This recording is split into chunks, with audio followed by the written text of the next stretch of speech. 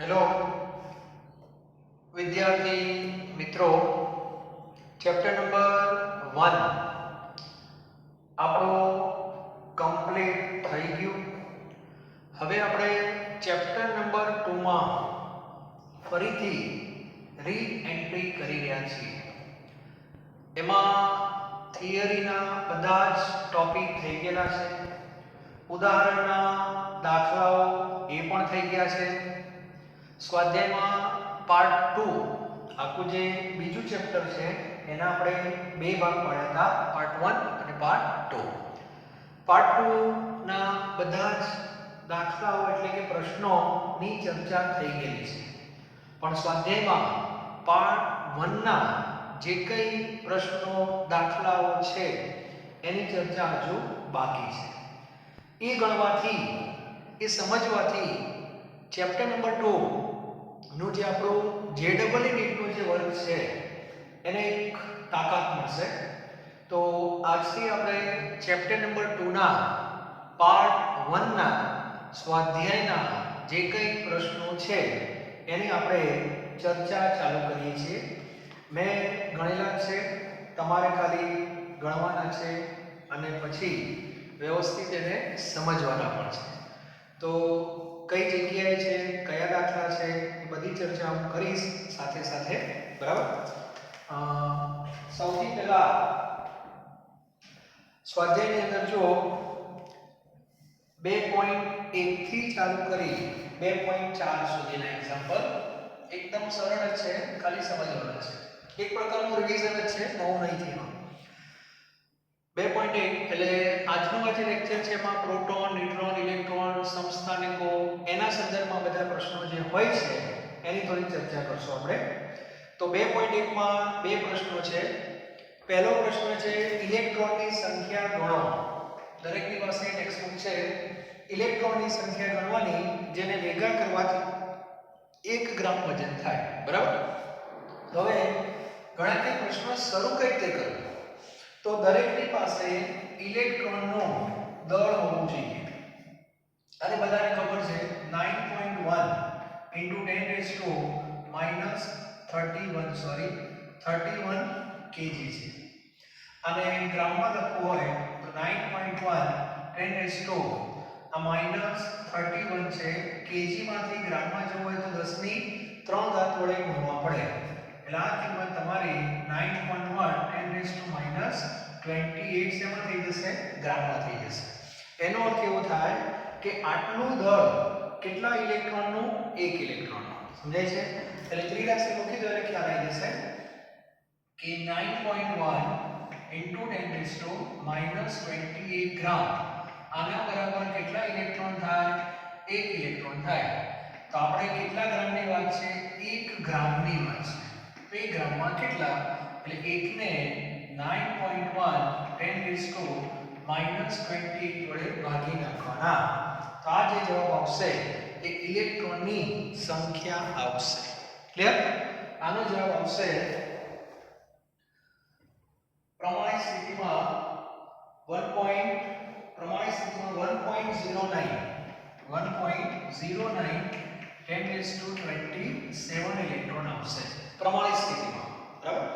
એટલે આનો જવાબ તો 1 કરતા નાનો આવશે, 0.109 આવશે. પછી એક સ્ટેપ આગળ જશો એટલે -28 ઉપર જાય એટલે +28, એમાંથી એક ઓછા કરવાના એટલે 10⁻27. ત્યારબાદ બીજો પ્રશ્ન. બીજા પ્રશ્નની અંદર 1 મોલ ઇલેક્ટ્રોનનો ભાર અને બળ ગણવાના છે. એકદમ સામાન્ય પ્રશ્ન.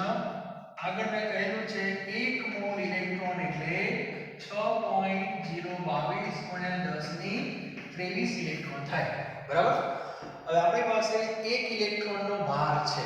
ભાર એટલે દળ, બરાબર. આમાં ભાર અને દળ લખી છે. પહેલો જે ભાર છે ને એક્ચ્યુઅલી વીજભાર છે, એટલે વીજભાર કરી દેજો. તો સૌથી પહેલા આપણે દરેકને ઇલેક્ટ્રોનનો વીજભાર ખબર છે. 1 ઇલેક્ટ્રોનના ઉપર આગળ મેં કહેલું આવું લખવાનું કુલમ પ્રતિ ઇલેક્ટ્રોન. આનો મીનિંગ શું થયો કે પ્રતિ ઇલેક્ટ્રોન એટલે 1 ઇલેક્ટ્રોન. 1 ઇલેક્ટ્રોનના ઉપર આટલા કુલમ વીજભાર હોય છે. તો આમાં એટલી રાશિ મૂકવાની છે. આપણી પાસે કેટલા ઇલેક્ટ્રોન છે? 1 મોલ એટલે કે આટલા ઇલેક્ટ્રોન. તો આને તમારે આના વડે ગુણી નાખવાના, બરાબર? એટલે તમને કુલ વીજભાર મળી જાય. તો આ 1.6 10⁻⁻19 કુલમ જે છે એને 6.022 ગુણ્યા 10⁻23 વડે ગુણજો એટલે કુલ વીજભાર આવી જશે, બરાબર? એના પછી બીજો પ્રશ્ન છે કુલ દળ. તો એક ઇલેક્ટ્રોનનું દળ કેજીમાં છે ગ્રામમાં છે, જે તમારે લેવું હોય. કેજીમાં લઈએ તો 9.1 10⁻31 કેજી. આ એક ઇલેક્ટ્રોનનું છે, તેને પણ આના વડે ગુણી નાખો એટલે કુલ દળ તમને મળી જશે. ક્લિયર? 2.1. આમાં સોલ્વ કરવા પડે. ઘણીવાર એમસીક્યુમાં પૂછી નાખે તો આપણને કંઈક દિશા મળે કે હા આવું કંઈક કરવાનું હોય છે, બીજો આમાં કંઈ નથી. ઓકે, ત્યાર પછી 2.2. 2.2 માં જુઓ, એમાં પણ સામાન્ય છે, 3 પ્રશ્નો આપેલા છે અને એમાં આપણે પેલો ત્રિકોણ જે છે એનો ઉપયોગ કરી શકીએ, બરાબર? સંખ્યા ક્યાંકને ક્યાંક શોધવાની છે, પ્રોટોન, ન્યુટ્રોન કે ઇલેક્ટ્રોનની. અને એની અંદર સૌથી પહેલા 2.2 માં પહેલો પ્રશ્ન, મિથેનના 1 મોલમાં કુલ ઇલેક્ટ્રોનની સંખ્યા શોધો. તો આવા પ્રશ્નોમાં મેં તમને કીધું છે પહેલા એક અણુમાં કેટલા ઇલેક્ટ્રોન છે શોધી કાઢવાના, બરાબર? તો સૌથી પહેલા એક અણુમાં કેટલા ઇલેક્ટ્રોન, પહેલું કામ આ કરવાનું. શેનો અણુ? મિથેનનો. તો દરેકને મિથેનનું સૂત્ર ખબર છે, કયું થાય? CH4. તો મને જવાબ આપો, એક અણુમાં કેટલા હોય ઇલેક્ટ્રોન? બોલો. કાર્બનમાં કેટલા હોય? 6. પરમાણુ ક્રમાંક 6 એટલે પ્રોટોન અને ઇલેક્ટ્રોનની સંખ્યા સરખી હોય. એટલે કાર્બનમાં 6 ઇલેક્ટ્રોન હોય, એક હાઇડ્રોજનમાં 1 હોય, તો 4 હાઇડ્રોજનમાં 4, 6 + 4 10 ઇલેક્ટ્રોન થાય. એટલે એક અણુમાં 10 ઇલેક્ટ્રોન. માટે આપણે કેટલા મોલમાં કીધા છે? 1 મોલ. અને 1 મોલ એટલે 6.022 ગુણ્યા 10⁻23. એમાં કેટલા? એટલે 6.022 ગુણ્યા 10⁻24 આવશે. ગુણ્યા 10 એટલે 10 ની કેટલી ઘાત કહેવાય? 1 ઘાત. એટલે 23 અને 1 24. ફિનિશ? ઓકે. ત્યારબાદ બીજો એક નાનો પ્રશ્ન છે આની અંદર. ચલો હવે ન્યુટ્રોનની સંખ્યા શોધવાની છે. એમાં કાર્બન જે છે એનું તમને દળ આપેલું છે. એ દળ આપેલું છે 7 મિલીગ્રામ, બરાબર? તો સૌથી પહેલું કામ મિલીગ્રામને શેમાં ફેરવી દેવાના? ગ્રામમાં. કેટલા થશે? મિલીગ્રામને ગ્રામ 10⁻³ ગ્રામ થઈ જશે, બરાબર? મોટો એકમ છે ગ્રામ, મિલીગ્રામ કરતા. તો તમારી પાસે ત્રિકોણમાં તમે ક્યાં ઊભા છો? દળ. હવે સંખ્યામાં જવું હોય દળમાંથી ક્યાં જવું પડે? મોલમાં. તો સૌથી પહેલું કામ C4 ના મોલ, બરાબર? એટલે દળ કેટલું? 7 × 10⁻³ ચાલો શું કરવાનું? દળ ભાગ્યા આણ્વીય દળ. તો કાર્બનનું આણ્વીય દળ ઉપર લખેલું છે કેટલું? 14. એટલે 7/14 થશે. આટલા તો ગ્રામ છે ને, આટલા શું છે? ગ્રામ. એને 14 વડે ભાગી નાખવાના એટલે આ ખબર પડી જાય 1/2 1/2 એટલે 0.5 એટલે આટલા 10⁻³ આ શું આવી ગયા? મોલ આવી ગયા. પછી આ મોલ આવી ગયા. ચલો મોલ આવ્યા પછી C4 ના અણુ શોધી કાઢો. અણુ નહીં, સોરી, પરમાણુ. બરાબર? કાર્બન એ પરમાણુ છે. તો આને કેવો કેટલો ઉડી નાખવાના એટલે 0.5 ગુણ્યા 10⁻³ 6.022 ગુણ્યા 10⁻23. એટલે આ જે સંખ્યા આવશે એ શેની આવશે? પરમાણુની સંખ્યા આવશે. હવે દરેકને ખબર હોવી જોઈએ, તમને ન્યુટ્રોન કીધા છે, બરાબર? તો આની અંદર શું કરશો બોલો? તો એક C14 માં ન્યુટ્રોન કેટલા હોય બોલો? ઘણા કે 14. આ માથા ઉપર લખીએ તો સરવાળો છે. પ્રોટોન અને ન્યુટ્રોન ભેગા થઈને 14 થાય. એમાં પ્રોટોનની સંખ્યા 6, બરાબર ને? તો ન્યુટ્રોન કેટલા થાય? 14 માંથી 6 જાય એટલે 8 હોય. તો એકની અંદર 8 હોય ન્યુટ્રોન, બરાબર? અને એને તમારે આના વડે ગુણી નાખવાના 0.5 આ જે સંખ્યા છે એના વડે આવડી જશે. ચલો ટૂંકમાં કરવાનું કાંઈ નથી, આપણો જે ત્રિકોણનો કોન્સેપ્ટ છે એનો એક છે આ દળ, આ મોલ અને પછી અણુને પરમાણુ. તો સૌથી પહેલા દળ તમને મિલીગ્રામમાં આપ્યું છે, એને મેં શું કર્યું પહેલા ગ્રામમાં ફેરવ્યું. ક્લિયર? અહીંથી મારે ક્યાં જવાનું? મોલમાં. દળમાંથી મોલમાં જવું હોય તો મોલ બરાબર દળ ભાગ્યા આણ્વીય દળ. બધાને ખબર છે આમાં અણુ નથી, પરમાણુ છે, એટલે આણ્વીય દળની જગ્યાએ પરમાણુવીય દળ શબ્દ વધારે યોગ્ય રહેશે. તો આનું આપેલું છે, તો આને તમારે 14 વડે ભાગી નાખવાના. 7 * 14 1/2 0.5. તો આ જવાબ શેનો આવી ગયો? મોલનો. બરાબર? આ મોલને એવોગેડ્રો વડે ગુણી નાખવાના એટલે કુલ પરમાણુ આવશે. કુલ પરમાણુ થઈ ગયા. બરાબર? હવે એક પરમાણુમાં કેટલા ન્યુટ્રોન? તો એક પરમાણુમાં 8 જ હોય. તો એક પરમાણુમાં 8 ન્યુટ્રોન હોય તો આટલા પરમાણુમાં કેટલા ન્યુટ્રોન? એટલે તમારે જવાબ શોધી કાઢવાનો. છેલ્લો જવાબ પ્રમાણિત સ્થિતિમાં આવવો જોઈએ. એટલે ટેક્સ્ટબુકમાં પાછળ જે આન્સર આપેલા હશે એ પ્રમાણિત સ્થિતિમાં આપેલા છે. પ્રમાણિત સ્થિતિ શું છે હવે તમને ખબર હોવી જોઈએ જ. ક્લિયર? તો આ વસ્તુ ધ્યાન રાખવાની. ચલો આમાં ન્યુટ્રોનનું દળ પણ કીધું છે. તો ન્યુટ્રોનની સંખ્યા તમને મળી ગઈ. એકમાં આટલા ન્યુટ્રોન, આટલામાં કેટલા ન્યુટ્રોન? એટલે ન્યુટ્રોનની શું આવી ગઈ? સંખ્યા આવી ગઈ. હવે એક ન્યુટ્રોનનું દળ તમને આપી દીધું છે, તો એક ન્યુટ્રોનનું આટલું, તો આટલા ન્યુટ્રોનનું કેટલું? ચલો એ પણ થઈ જશે. ત્યારબાદ ત્રીજો પ્રશ્ન આવો જ છે. જો એસટીપીએ કીધું છે 34 મિલીગ્રામ એમોનિયા, એમાં પ્રોટોનની સંખ્યા અને કુલ પ્રોટોનનું દળ. હવે આમાં એક વસ્તુ થઈ, દળ તમને આપેલું છે કેટલા મિલીગ્રામ? 34 મિલીગ્રામ. તો 34 મિલીગ્રામને ગ્રામમાં ફેરવી દો એટલે * 10⁻³ ગ્રામ આવી ગયા. ચલો પછી અહીંથી ક્યાં જતા રહો? મોલમાં. કઈ રીતે? આણ્વીય દળથી ભાગી નાખો. એમોનિયાનું આણ્વીય દળ 17 છે, તો 17 વડે ભાગશો એટલે મોલ આવી ગયા. એ મોલને એને વડે ગુણવાના એટલે એમોનિયાની શું આવી જશે? સંખ્યા આવી જશે. અને એક એમોનિયામાં કેટલા પ્રોટોન હોય? તો એમોનિયાનો એક અણુ હોય એમાં કેટલા પ્રોટોન હોય? તો નાઇટ્રોજનમાં કેટલા? 7 અને 3 આ બીજા 10 થયા. તો એકમાં 10, તો આટલામાં કેટલું? 30. બરાબર? એટલે આ નાના પ્રશ્નો છે, જાતે સોલ્વ કરવાના, પણ હું તમને થોડું ગાઈડલાઈન આપી દઉં છું એટલે સહેલું પડે. અને પ્રોટોનની સંખ્યા આવી જાય પછી પ્રોટોનનું દળ. પ્રોટોનનું દળ કેટલું છે? ટેક્સ્ટબુકમાં આપેલું જ હશે, ના આપ્યું હોય તો તમને ખબર હોવી જોઈએ. ગ્રામમાં અથવા કિલોગ્રામમાં જે લખવું હોય લખી નાખવાનું. ક્લિયર? તો આ રીતે 2.1 અને 2.2 પૂરા થઈ ગયા. પછી પ્રશ્ન છે કે દબાણને તાપમાન બદલવામાં આવે તો ઉત્તર બદલાય? કશું બદલાય નહીં. ચલો પછી 2.3 હોમવર્કમાં બધાને આવડે તમને જે આપેમાં ન્યુટ્રોન અને પ્રોટોન શોધવાના. બધાને ખબર છે ને? પગમાં જે લખેલા હોય પરમાણુ ક્રમાંક કહેવાય. અને પરમાણુ ક્રમાંક એટલે જ પ્રોટોનની સંખ્યા. એટલે ધારો કે પહેલામાં કાર્બન છે તો પગમાં 6 લખેલા છે, તો પરમાણુ ક્રમાંક 6 થઈ ગયો, તો પ્રોટોન 6 કહેવાય. વિદ્યાર્થીઓ ન્યુટ્રોનની સંખ્યામાં ભૂલો કરે છે. ન્યુટ્રોન એટલે માથામાં લખ્યું નહીં, માથામાં લખીએ પરમાણુ ભારાંક છે. અને પરમાણુ ભારાંક એ ખાલી ન્યુટ્રોન નથી, પ્રોટોન અને ન્યુટ્રોનનો સરવાળો છે. તો તમારે ન્યુટ્રોન શોધવા હોય તો સરવાળામાંથી પ્રોટોનની સંખ્યા બાદ કરવી પડે. સમજાય છે? એટલે 13 માંથી 6 બાદ કરજો એટલે 7 આવશે. બરાબર?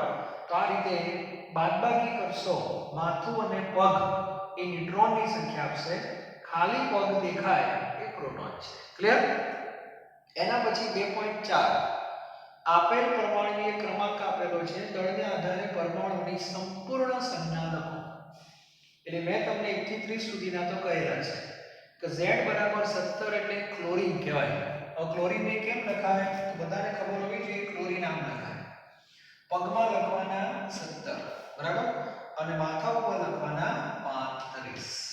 ક્લિયર? આ રીતે. પછી 92, ઘણા કહેશે 92 નંબર અમને ખબર નથી, યુરેનિયમ. અને એના માથા ઉપર લખવાના 233. અને 4 નંબર લખવાનું બધાને ખબર જ છે, બેરિલિયમ. અહીંયા 4 લખવાના અને અહીંયા માથા ઉપર લખવાના 9. ક્લિયર? તો આ રીતે 2.1 2.2 2.3 અને 2.4 થઈ ગયા. ઇલેક્ટ્રોન પ્રોટોનની સંખ્યા શોધવાના આપણે એમસીક્યુ પણ ગણેલા છે આગળ, એટલે આવા પ્રશ્નો ગણવાથી તમને થોડું બળ મળશે. ક્લિયર?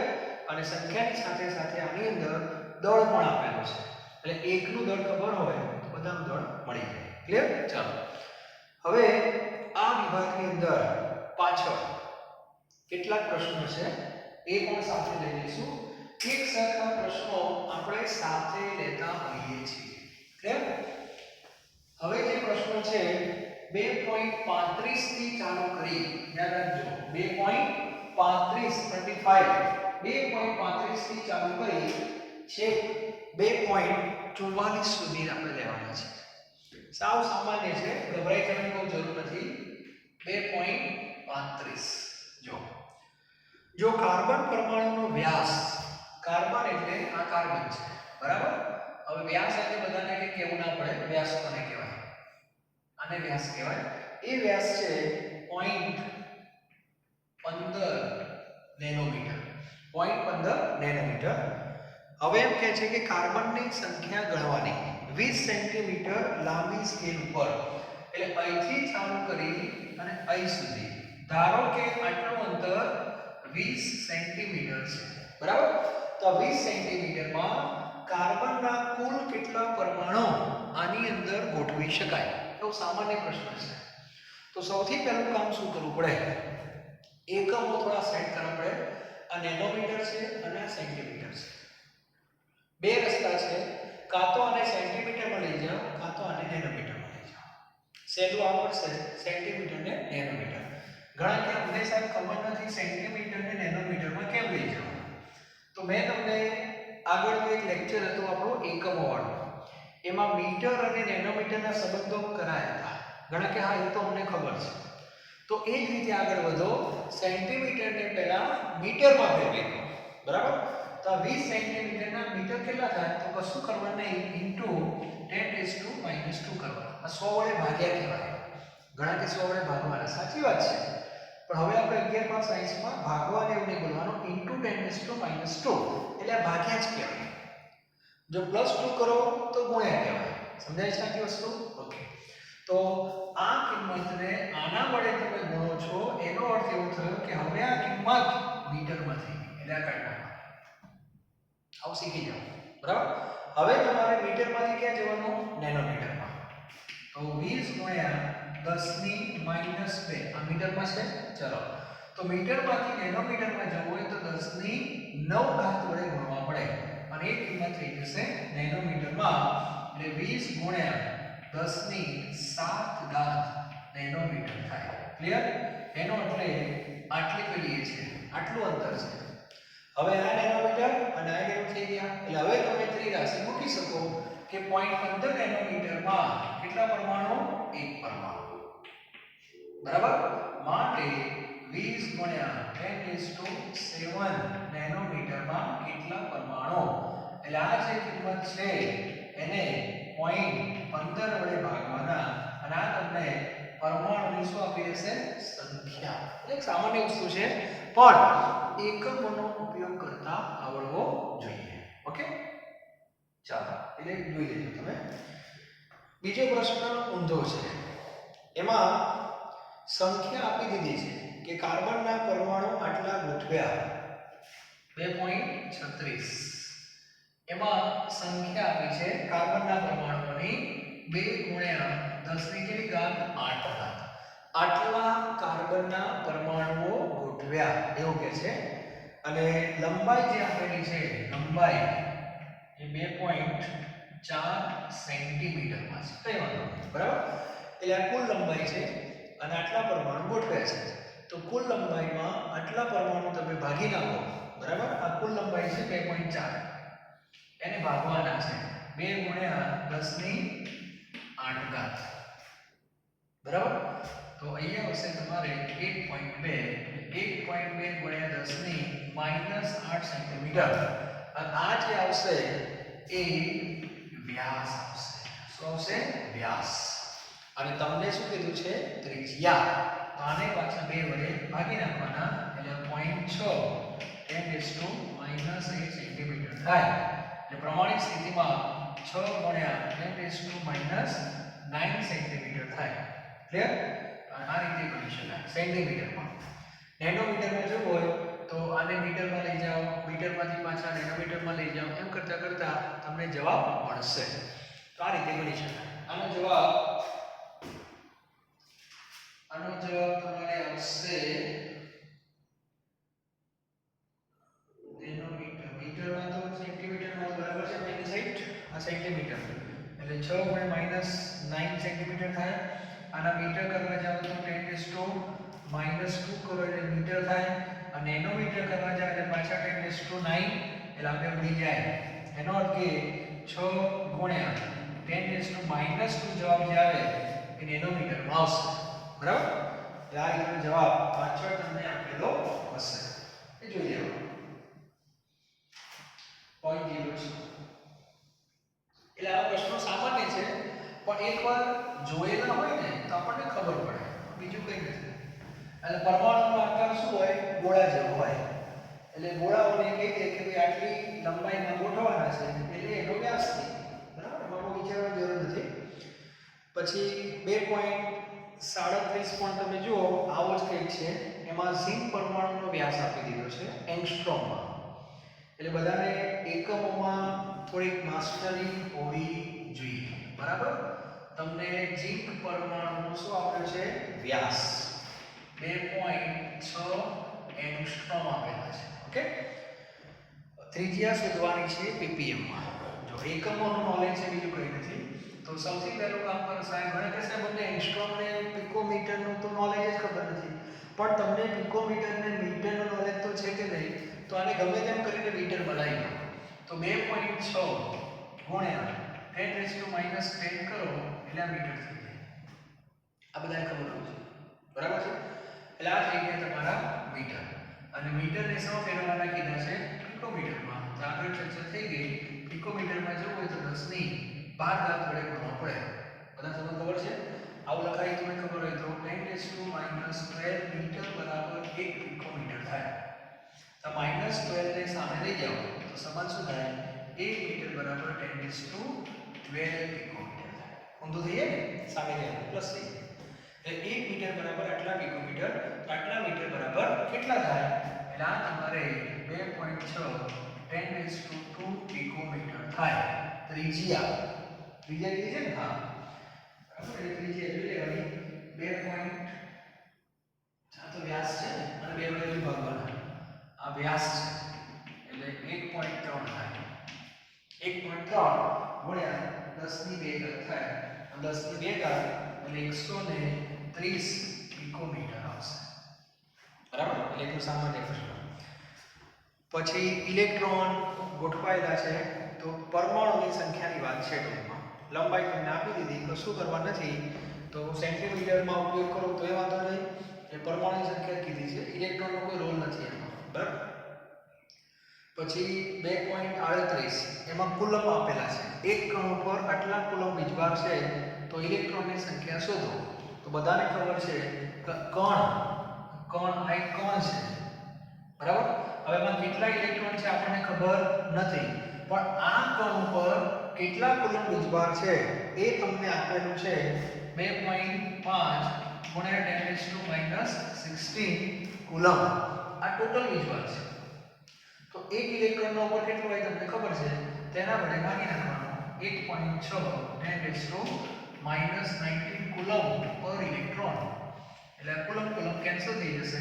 આને વડે ભાગશો એટલે ઇલેક્ટ્રોનની સંખ્યા આવશે. દરેક વિદ્યાર્થીને ઇલેક્ટ્રોનનું દળ અને ઇલેક્ટ્રોનનો વીજભાર આ ખબર હોવી જોઈએ. બરાબર? પ્રોટોન બધું દરેક કણની માહિતી જોઈએ. પ્રોટોન, ઇલેક્ટ્રોન, ન્યુટ્રોનનું એક ટેબલ છે, એના ઉપર વીજભાર અને દળ બંને આપેલું છે. યાદ રાખી લેજો. બરાબર?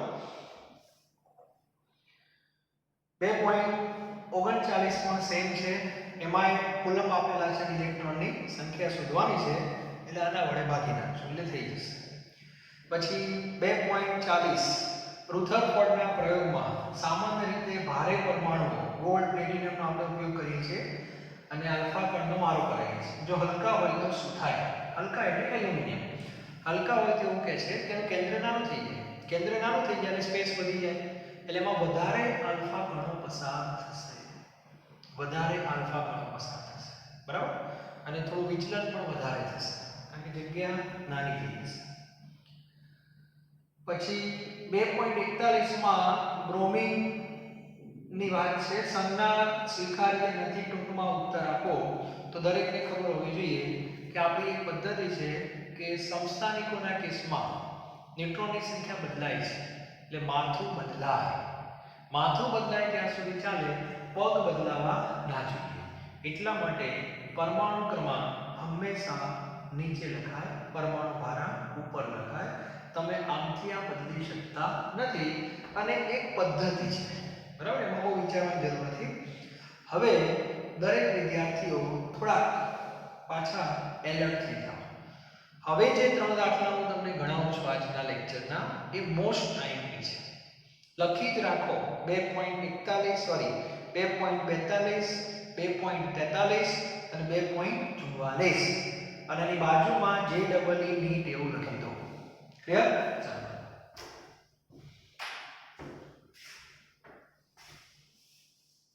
એટલે જે ડબલ ઈ અને નીટમાં અહીંથી પ્રશ્નો પૂછી નાખતા હોય છે. એટલે ઘણીવાર વિદ્યાર્થી ધ્યાન આપ ક્યાં ગયું પ્રોટોન ન્યુટ્રોન તો આપતા હતા પણ આ કંઈક નવું છે. રકમ બધા વ્યવસ્થિત વાંચે. 2.40 40 ને સોરી 42 હા 2.42 આવા પ્રશ્નો જે ડબલ ઈ નીટમાં પૂછાતા હોય છે. રકમ જરા વ્યવસ્થિત વાંચજો. તમને એક તત્વ આપ્યું છે, કયું આપણને કીધું નથી કીધું એટલે એમ. બરાબર? પણ એનો દળ ક્રમાંક આપેલો છે 81. દળ ક્રમાંક આપણે અહીંયા લખીએ છીએ. એટલે આવું એક તત્વ છે, કયું છે આપણને ખબર નથી. પ્રોટોનની સરખામણીમાં રકમ લખું છું વ્યવસ્થિત. પ્રોટોનની સરખામણીમાં 31.7% ન્યુટ્રોન વધુ છે.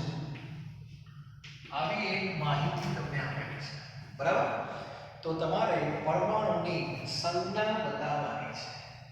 પ્રશ્ન વ્યવસ્થિત સમજી લો કે કોઈ પણ પરમાણુમાં 3 કણ હોય, પ્રોટોન, ન્યુટ્રોન અને ઇલેક્ટ્રોન. એમાં આવી થોડીક તમને માહિતી આપી છે કે આની અંદર પ્રોટોન કરતા ન્યુટ્રોન વધુ છે. સામાન્ય રીતે બધાને ખબર છે પ્રોટોન અને ઇલેક્ટ્રોન સરખા પરમાણુમાં આયનમાં પાછા એ બદલી જાય અને ન્યુટ્રોનની સંખ્યા સામાન્ય રીતે સરખી અથવા વધારે હોય છે. ઓકે? તો આની અંદર આવી થોડી હિન્ટ તમને આપી દીધી છે. તો હવે આ તત્વ કયું છે એ આપણે ઓળખવાનું છે. આવા પ્રશ્નો જે ડબલ ઈ નીટમાં પણ પૂછાય છે. રેફરન્સ બુકમાં સોલ્યુશન પણ આપતા હોય છે, પણ એ કઈ રીતે ગણવું એ આપણને ખબર હોતી નથી. બરાબર? તો આમાં બે ભાગ છે, બીજું કંઈ નહીં. સૌથી પહેલા આ જે વાક્ય છે એને હું ટાર્ગેટમાં લઉં છું. બરાબર? તો ધ્યાન આપજો.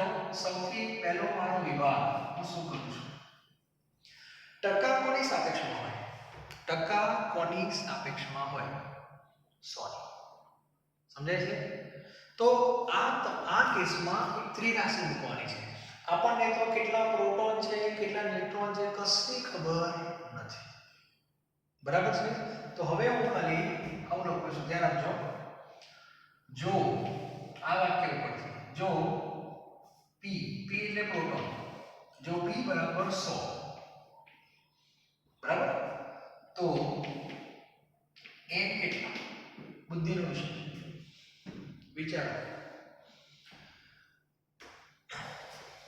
દાખલા તરીકે બે વિદ્યાર્થીઓ વાતો કરતા હોય. એક વિદ્યાર્થી છે અને બીજા વિદ્યાર્થી છે. બરાબર? આ વિદ્યાર્થી એવું કહે છે કે તારા કરતા મારી પાસે 20% રૂપિયા વધારે છે. 20% રૂપિયા વધારે છે. તો એનો મીનિંગ શું થાય? એનો મીનિંગ એવું થાય, આની પાસે ધાર વધારી લેવાનું કે 100 રૂપિયા છે, તો આની પાસે 20% વધારે એટલે 120 હોય. 20 નહીં. ઘણા શું કે આની પાસે 100 આની પાસે 20, એમ નહીં. એ વધારે કહેવાય ઓછા કહેવાય? હું ઘટી ગયા કહેવાય. તો આની અંદર પ્રોટોન 100 છે તો ન્યુટ્રોન આટલા વધુ છે, એનો અર્થ કે 131.7 છે. બરાબર છે? એટલે આ એક તમારે માહિતી લખી દેવાની. એટલે પ્રોટોન અને ન્યુટ્રોનની એક સંબંધ મળ્યો કે આ 100 હોય તો આવું હોય એમ. આપણી પાસે આમાં 100 નથી, આ તો એક ખાલી ધારણા બનાવી આપણે. હવે આનો ઉપયોગ કરીએ. જેમ કે 1 મીટર બરાબર 100 સેન્ટીમીટર એ સંબંધ ફિક્સ જ હોય. તો આપણી પાસે 5 મીટર હોય તો આપણે ત્રિરાશી કેમ મૂકીએ? 1 મીટર બરાબર 100 તો 5 મીટર બરાબર કેટલા? તો આપણને એક માહિતી મળી કે જો પ્રોટોન આટલા હોય તો ન્યુટ્રોન આટલા હોય. માટે P બરાબર x. હવે આપણે ધારી લીધું કે આમાં પ્રોટોન કેટલા છે? x. બરાબર? તો P બરાબર x તો n બરાબર કેટલા? સમજાય છે? તો આના પરથી આપણે n મળી જશે. માટે n બરાબર કેટલા સંખ્યા કોની આવશે? ન્યુટ્રોનની. તો કેટલા થશે કહો? 131.7 x ભાગ્યા 100.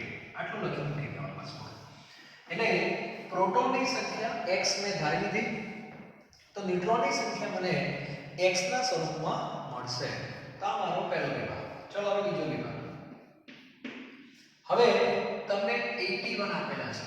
81 એ સરવાળો છે, ભારાંક છે. કોનો સરવાળો છે? પ્રોટોન અને ન્યુટ્રોનનો. તો હવે લખાય. હવે p n બરાબર 81. આવું લખી શકાય? હવે આમાં કિંમતો મૂકી. p તો આપણે કેટલા ધાર્યા છે? x. p બરાબર તો x છે. n કેટલા? અહીંયા 131.7x ભાગ્યા 100 is equal to 81. હવે આનું સાદું કરી દે આપશો. 100 છે લસા કહેવાય, 100 ને ગુણવાનું, પણ બરાબર છે એટલે નીચે નહીં લખવાના. તો સાદું ભાગ થશે 100x plus 131.7x is equal to આ 100 અહીંયા કોઈ નાખ્યા ને, બરાબર છે આ 100 સામે લઈ જાઓ એટલે સીધા કેટલા થઈ જાય? 8100. આ બેનો સરવાળો કેટલો થાય? 231.7x. 231.7x is equal to 8100. તો x બરાબર 8100 231.7. તો x બરાબર કેટલા આવે છે? જોઈ લો. x બરાબર કેટલા આવે છે? 34.95 કંઈક આવે છે. 34.95. તો રાઉન્ડ ફિગર તરીકે 35 લેવાય. અને x આપણે કોના માટે ધારે? તો પ્રોટોન માટે. એટલે આ જે 35 નંબરનો જે તત્વ છે એ કયું તત્વ હોય? બ્રોમિન. નક્કી થઈ ગયું? નક્કી થઈ ગયું. બ્રોમિન. અને માથા ઉપર તો 81 છે. આ આપણો જવાબ. બરાબર? આના પરથી બધી ખબર પડી જાય. પ્રોટોન કેટલા? 35. ઇલેક્ટ્રોન પણ કેટલા હોય? 35 જ હોય. પરમાણુ છે. ન્યુટ્રોનની સંખ્યા 81 માઈનસ 35 એટલે આમાં 11 માંથી 5 ગયા 4 સોરી 6 7 46 છે. બોક્સ ન્યુટ્રોન 46 થાય. એટલે પ્રોટોન 35 હશે અને આ હશે તમારે 46. ખ્યાલ આવ્યો? જે એક્ઝેક્ટ કિંમત કે ન્યુટ્રોન કેટલા હશે? તો 46. એટલે પહેલા એ સુધી પહોંચી જવાનું. સંકેત તમને મળી જવો જોઈએ. સંકેત એકવાર મળી જાય પછી પ્રોટોન, ન્યુટ્રોન, ઇલેક્ટ્રોન બધું આવી જાય. એ તમને આવડે છે. પણ પહેલા પ્રોટોન લાવવા તો પડે ને. ફરી એકવાર જોઈ લો. પ્રોટોનની સરખામણીમાં 31.7% ન્યુટ્રોન વધુ છે. ક્લિયર? એટલે ધારી લેવાનું જો પ્રોટોન 100 હોય આ એક સંબંધ બનાવવા માટે. બરાબર? પ્રોટોન 100 હોય તો ન્યુટ્રોન આટલા હોય. તો પ્રોટોન આપણા x છે તો ન્યુટ્રોન કેટલા? બરાબર? એ પ્રોટોન x ધારી લેવાના. અને આના ઉપરથી આવો સંબંધ જે મળે એ ન્યુટ્રોનની સંખ્યા મળે. પછી p n બરાબર 81. p x છે એના છે x મળી ગયા. x કોણ મળે? ધારો પ્રોટોન માટે. લખી નાખો. ફિનિશ? આ રીતે દાખલા ગણાય. આવા 3 દાખલા છે. એક પરમાણુનો છે, એક ઋણ આયનનો છે અને ધન આયનનો છે. ત્રણે ત્રણ કરાયેલો છે. એ ત્રણ પરીક્ષામાં ગમે તે પૂછાય તમને આવડે. પરમાણુમાં પ્રોટોન ઇલેક્ટ્રોન સરખા હોય. આયનમાં એવું નથી. ધન આયનમાં ઇલેક્ટ્રોનની સંખ્યા પ્રોટોન કરતાં ઓછી હોય અને ઋણ આયનમાં ઇલેક્ટ્રોનની સંખ્યા પ્રોટોન કરતાં વધુ હોય છે. આ પણ આપણને ખબર હોવી જોઈએ. ક્લિયર? ઓકે. ચલો હવે આગળ વધીએ આપણે. તો આવા જ દાખલા કંઈક આપણે ગણવાના છે. હવે એમાં બહુ વધારે ચેન્જ નથી કરતો. ચલો 2.43 ધ્યાન આપજો. આ વખતે દળ ક્રમાંક 37 કીધું છે. અહીંયા લખી નાખવાના છે 37. ચાલો બરાબર. પ્રોટોનની સરખામણીમાં સોરી બીજું કંઈક લખ્યું છે એમાં ધરાવતો આયન એક એકમ ઋણ વીજભાર ધરાવે છે. એટલે આના માથા ઉપર અહીંયા માઈનસ છે. બરાબર. અને વાક્ય છે જો આયન ઇલેક્ટ્રોન કરતા એનામાં પ્રોટોનની વાત નથી કરી, ઇલેક્ટ્રોન કઈ વાંધો નહીં. ઇલેક્ટ્રોનની સરખામણીમાં 11.1% ન્યુટ્રોન વધારે છે. ન્યુટ્રોન જ છે પણ કેટલા? 11.1%. ચાલો હવે શું કરશું? તો આની અંદર આપણે ધારી લેવાનું છે. ચલો આની અંદર સરખામણી કોની વચ્ચે છે? જો ઇલેક્ટ્રોન અને ન્યુટ્રોન વચ્ચે છે. ક્લિયર? તો આપણે અહીંયા p નહીં અહીંયા e લખવાનું. જો e બરાબર 100 હોય તો ન્યુટ્રોન કેટલા થાય બોલો? ન્યુટ્રોન કેટલા થશે વિચારો? 111.1 થશે. બરાબર. ચાલો તો આપણે e બરાબર x છે. t બરાબર x હોય તો કેટલા? અહીંયા આવશે 111.1 x ભાગ્યા 100. તો આ સંખ્યા થઈ ગઈ ન્યુટ્રોન. ક્લિયર? ચલો p n એ આપેલા છે કેટલા? 37. બધાને ખબર છે? હવે પ્રશ્ન આવશે કે સાહેબ આપણી પાસે ઇલેક્ટ્રોનની સંખ્યા આપણે તો x ધારી છે ને, હા, તો પ્રોટોન છે તો બધાને ખબર પડી ગઈ. ચલો શું કરો હવે? બોલો પ્રોટોન ઉપરથી ઇલેક્ટ્રોનમાં જવાય કે ના જવાય? મને જણાવો. બધાને ખબર છે કે પરમાણુમાં પરમાણુમાં જેટલા પ્રોટોન હોય એટલા ઇલેક્ટ્રોન હોય. પરમાણુની વાત છે. બરાબર. હવે અહીં આયન છે, અહીં -1 વાળો આયન છે. એનો અર્થ એવો થયો પ્રોટોન કરતા ઇલેક્ટ્રોનની સંખ્યા એક એકમ વધારે છે. નક્કી થઈ ગયું? એનો અર્થ કે ઇલેક્ટ્રોનની સંખ્યા p+1 થાય. સાચું કે ખોટું? ઇલેક્ટ્રોનની સંખ્યા p+1 -1 છે. જો ઘણા કે આવું કેમ સાહેબ તમે કરો છો? મારે p ને e માં લાવવું પડશે ને, કારણ કે આ x ને e માટે ધારેલા છે, p માટે નહીં. ક્લિયર? ઓકે. તો અહીંયા તો p વત્તા એને જ આવશે. હવે p અને e નો સંબંધ ખબર હોવી જોઈએ. તો પરમાણુમાં બંને સરખા હોય. જો આ પરમાણુ હોત ને તો અહીંયા હું લખી નાખતી ચાલી જાય. પણ -1 વાળો આયન છે એટલે ઇલેક્ટ્રોનની સંખ્યા પ્રોટોન કરતા એક એકમ વધારે હોય માટે p બરાબર e-1 થાય. અહીંયા મારે e-1 + n = 37 એટલે e + n = 38 થશે. બરાબર. અને હવે આ જે e છે ત્યાં શું લખાય? x ધારેલા છે તે. અને ન્યુટ્રોનની સંખ્યા 111.8x ભાગ્યા 100 = 38. અને આનો સાદુરૂપ આપજો 100x + 111.8x = 3800 અને x = 3800. 111 આ x છે ને આ 100x છે એટલે 211.8 થાય. અને આને ભાગો તો કેટલા આવ્યો? આને તમે ભાગશો એટલે તમારો જવાબ 18 આવે છે. 18 આવશે. તો 18 સંખ્યા કોની આવી? 18 સંખ્યા ઇલેક્ટ્રોનની આવી ને. આપણે પ્રોટોનની જોઈએ છે તો પ્રોટોનની સંખ્યા 18 - 1 કેટલી થાય? 17. એનો અર્થ કે આ n એ ક્લોરીન છે. એ કે 17 આ રીતે છે. આ રીતે ઓળખવાનો હોય. એટલે પ્રોટોન કેટલા? 17, ઇલેક્ટ્રોન 18, ન્યુટ્રોન 37 - 17 0 અને 2. ન્યુટ્રોન કેટલા હશે? 20. દરેકના સમસ્થાનિકો હોય છે આપણને ખ્યાલ છે. એટલે આને આ રીતે સેટ કરવાનો. બરાબર. એટલે આ પ્રશ્ન ઋણાયનનો છે. તમારે એ છે ને આના ઉપરથી સંબંધ બનાવવાનો હોય. અહીં જે બે કણોની વાત કરી હોય ને એના ઉપરથી જ આ કામ થાય. આયન હોય તો પછી આ રીતે પેઢી આવો. બરાબર. એટલે હું તમને રીત આપી દઉં છું એટલે તમને ખ્યાલ આવી જાય કે દાખલો કઈ રીતે ગણવાનો છે. તો દરેક વિદ્યાર્થીએ ગણી બીજો દાખલો આ ઋણ આયનનો છે. અને હવે આજના લેક્ચરનો અને આ ટોપિકનો છેલ્લો પ્રશ્ન બરાબર એ ધન આયનનો છે 2.44. ચાલો 2.44. ચલો એને આપણે ફરીથી લખીશું. ચાલો બરાબર રીત બધાને ખબર હોવી પડી ગઈ છે. હવે 2.44 છેલ્લો પ્રશ્ન ધન આયનનો છે. એકવાર વ્યવસ્થિત આપણે ભણી લઈએ. એટલે આ ટાઈપના કોઈ પણ એક્ઝામ્પલ જે ડબલઈ નીટમાં પૂછાય તો પણ આવડવા જોઈએ. ચલો આ વખતે જે તત્વ છે m એનો દળાંક છે 56 અને આયન ધન ભારના 3 એકમ ધરાવે છે. એટલે અહીંયા 3 પ્લસ છે. બરાબર. ચાલો હવે એમાં શરત આવી છે. હવે આવું કીધું છે ઇલેક્ટ્રોન કરતા 30.4% વધુ ન્યુટ્રોન છે. ચાલો આમાં ન્યુટ્રોન છે એટલે કોની વાત કરવાની? આમાં બી ઇલેક્ટ્રોન અને ન્યુટ્રોનની.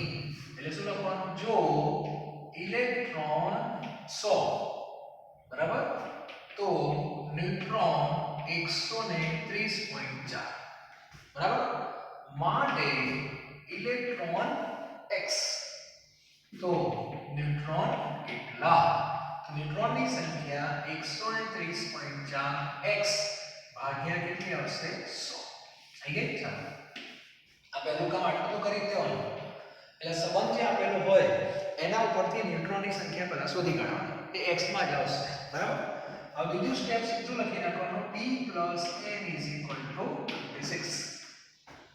હવે પ્રશ્ન એ આવશે ન્યુટ્રોન તો x માં આવી ગયો. ચાલો 130.4x ભાગ્યા 100 આ તો બરાબર છે. પ્રશ્ન છે પ્રોટોનનો. તો પ્રોટોન એ x માં જ જોઈએ તો જ સમીકરણ બને ને.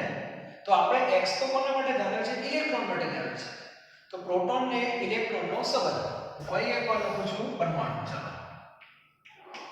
પરમાણુમાં ઇલેક્ટ્રોન બરાબર પ્રોટોન. ચાલો આ તો બધા ખબર જ છે.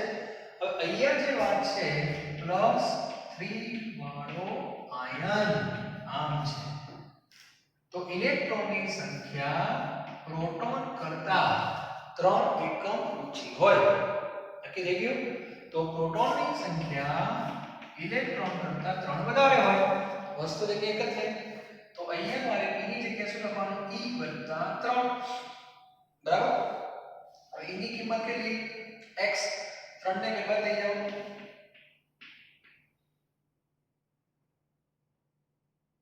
130 અહીંયા 100 અહીંયા 56 માંથી 3 ગયા એટલે 53. એટલે સૂત્ર આવું થશે 100x + 130.4x = 5300. બરાબર. અને x ને કરતા બનાવી દો. તો x બરાબર 5300 ભાગ્યા 230.4. સરવાળો ભૂલી ના જાઓ. રીત એકની એક જ છે. તો 5300 ને 230.4 વડે ભાગશો બરાબર તો તમારો જવાબ 23 આવશે. 23 બરાબર. અને 23 જે જવાબ આવે કોની સંખ્યા? ઇલેક્ટ્રોનની. રીતની નોંધણી. આ તો ઇલેક્ટ્રોનની સંખ્યા. અહીંયા મારે પ્રોટોનની મૂકવાની છે. બરાબર. તો પ્રોટોનની સંખ્યા ઇલેક્ટ્રોનની 23 એમાં 3 ઉમેરી દો એટલે 26. એટલે અહીંયા આવશે 26 અને 26 નંબર કોનો હોય? Fe નો હોય. અહીંયા 56 અહીંયા +3 પ્રોટોન કેટલા? 26 ઇલેક્ટ્રોન 26 માંથી 3 ગયા 23 અને ન્યુટ્રોન આગળની બાદબાકી 0 30. ખ્યાલ આવી ગયો? તો આ રીતે સમજી શકાય છે. એટલે આ 23 હોય અને આ 30 હોય તો ન્યુટ્રોન આટલા ટકા વધારે છે કહેવાય. આટલા તો 100 એટલા તો 100. પણ રીત આ રીતની છે. તો મેં તમને 3 પ્રશ્નો કહી દીધા. 3 એ 3 સંખ્યામાં આપેલા છે. બહુ સરસ પ્રશ્નો છે. રીત મેં તમને કહી દીધી. અને મારી સલાહ છે આ 3 એ 3 પ્રશ્નો જાતે ગણો મોઢે એકવાર. હજુ પણ સંબંધો સેટ કરવાના છે. રેફરન્સ બુકમાં અલગ અલગ રીતે બધું કરેલું હશે તમને કઈ ખબર નહીં પડે. અને મેં બહુ સમજી વિચારીને એક રીત સેટ કરી છે જેનાથી તમને ફાયદો થશે. પહેલા તો આ જે સંબંધ આપ્યો હોય ને એમાં જ સેટ કરી દેવાનું છે. ન્યુટ્રોન હોય છે, પછી આ જે દળ હોય એમાં સરવાળો કરી દેવાનો. ન્યુટ્રોન તો સીધું છે જ. જો પરમાણુ હશે તો પ્રોટોન હોય કે ઇલેક્ટ્રોન હોય એ સરખા જ હોય. ઇલેક્ટ્રોન x હોય તો પ્રોટોન એ લખી નાખો તો ચાલે, પરમાણુ હોય તો. પણ ધન આયન ને ઋણ આયન હોય એમાં બદલાય, અને બદલાયેલી વસ્તુ લખવાની. ખ્યાલ? x નો જવાબ આવશે, x લખે છે એના માટે ધારેલ સૂત્ર લેવાનું, બરાબર? એને x આવી જાય એટલે બધું આવી જાય, પછી પ્રોટોન ઇલેક્ટ્રોન ન્યુટ્રોન બધું આવી જાય. ખ્યાલ આવી ગયો? તો આજનો લેક્ચર હું અહીંયા પૂરું કરું છું. એટલે પાર્ટ 1 જે છે એનો પાછો પહેલો વિભાગ મેં પૂરો કર્યો, બરાબર? નેક્સ્ટ લેક્ચરમાં આપણે જોઈશું હવે જે દાખલા બધું આવશે એ પહેલા વિભાગમાં આપણે શરૂ કરી દઉં. એમાં વિકિરણના દાખલા, લેમ્બડા, પછી આવૃત્તિ અને તરંગ સંખ્યા બધું આવડે જ છે તમને, ખાલી આપણે એક નજર કરી દઈશું. હું દાખલા બધા ગણાવીશ નહીં, પણ દરેક દાખલા ઉપર હિન્ટ તમને આપી દઈશ કે આને આ રીતે ગણવાનું છે, એટલે તમારા મગજમાં એ વસ્તુ ક્લિયર રહે. અને ગણવાના જાતે જ પ્રયત્ન કરો. ઘણા બધા દાખલા છે, તમે સ્વાધ્યાય જોશો ગાંડા થઈ જશો. બધા ગણવા જઈશ તો આખો મહિનો નીકળી જશે. એટલે હું હિન્ટ આપી દઈશ કે આ રીતે ગણવાનું છે, પછી તમને આવડી જશે. સૂત્રો ખબર હોવા જોઈએ. કંઈક નવું હશે જેમ કે આ રીતે, તો હું આખો દાખલો વ્યવસ્થિત તમને ગણાવીશ. નવું હશે તો, અથવા મને જે સારું લાગશે તે. ક્લિયર?